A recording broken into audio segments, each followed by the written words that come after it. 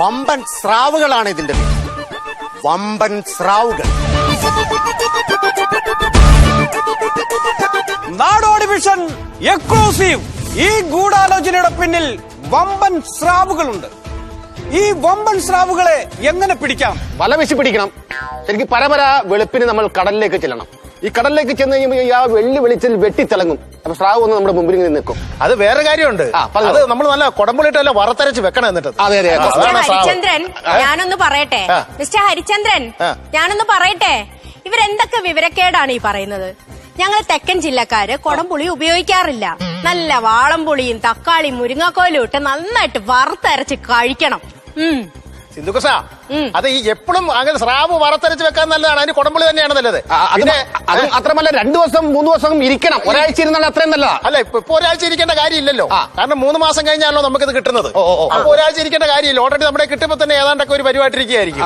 പിന്നെ ഞാൻ പറയുന്നത് ഇത് ഒരു ഔഷധമാണ്. അതായത് ഈ കർക്കിടക മാസത്തിൽ ഡെലിവറി കഴിഞ്ഞ് കിടക്കുന്ന പെൺകുട്ടികൾക്ക് പോലും കൊടുക്കാൻ പറ്റിയ ഒരു സാധനമാണ് ഈ വമ്പൻ സ്രാവ്.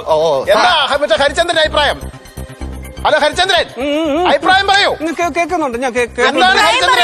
ഞാൻ കേട്ടുകൊണ്ടിരിക്കുകയാണ് ഇതല്ല. അല്ല, ഈ സ്രാവിനെ കുറിച്ച് എന്താണ് അഭിപ്രായം? നിങ്ങൾ എനിക്ക് മനസ്സിലാകാത്ത ഒരു കാര്യം, നിങ്ങൾ ഇത് എന്താണ്, നിങ്ങൾ ഇത് എവിടോട്ടാണ് ഈ സംസാരിച്ച് പോകുന്നത്? വമ്പ സ്രാവിനെ കുറിച്ച്.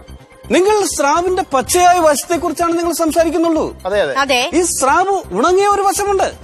ഈ സ്രാവ്, ഉണങ്ങിയ സ്രാവിനെ നിങ്ങൾ കടിച്ചിട്ടുണ്ടോ? നിങ്ങൾ കിഴക്കൻ മേഖലകളിൽ പച്ച സ്രാവുകൾ അല്ലെങ്കിൽ പച്ച മീനുകൾ കിട്ടാനില്ലാത്ത മേഖലകളാണ്. അവിടെയാണ് ഉണക്ക സ്രാവിന്റെ പ്രസക്തി ഞാൻ അനുഭവിക്കുന്നതും അറിയുന്നതും. ഈ ഉണക്ക സ്രാവ് അതിന്റെ ഒരു തരുണാസ്ഥി എന്ന് പറയുന്ന ഒരു സാധനമുണ്ട്. തരുണാസ്ഥി. ഈ തരുണാസ്ഥി നല്ല വെളിച്ചെണ്ണയിലിട്ട് പൊള്ളിച്ചെടുത്തിട്ട് നല്ല കപ്പ പുഴുക്കിന്റെ കൂടെ നമ്മളിങ്ങനെ കടിക്കുമ്പോൾ ഒരു ശബ്ദമുണ്ട്.